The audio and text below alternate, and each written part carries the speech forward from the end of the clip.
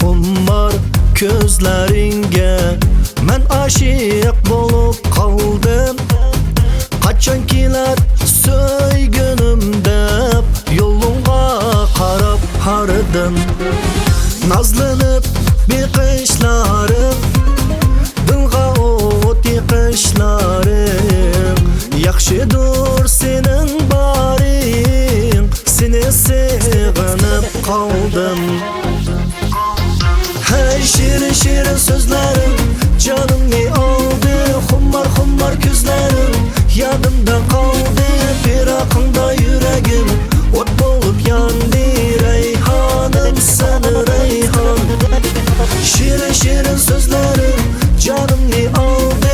Xummar gözlerim yadımda kaldı.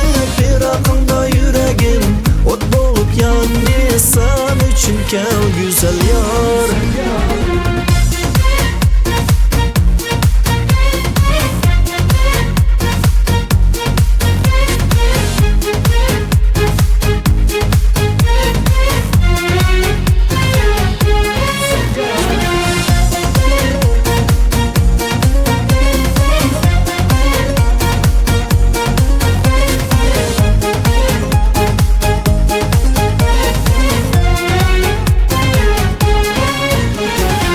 Anlığımda alam feryatlarımni, etmeymen sana men dard dostlarımni.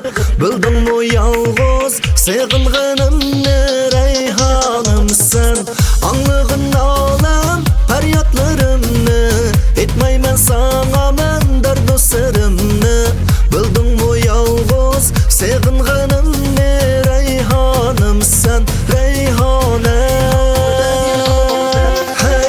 Şirin sözlerim canımni aldı. Xummar gözlerim yadımda kaldı.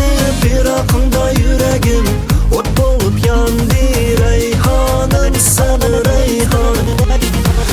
Şirin sözlerim canımni aldı. Xummar gözlerim yadımda kaldı.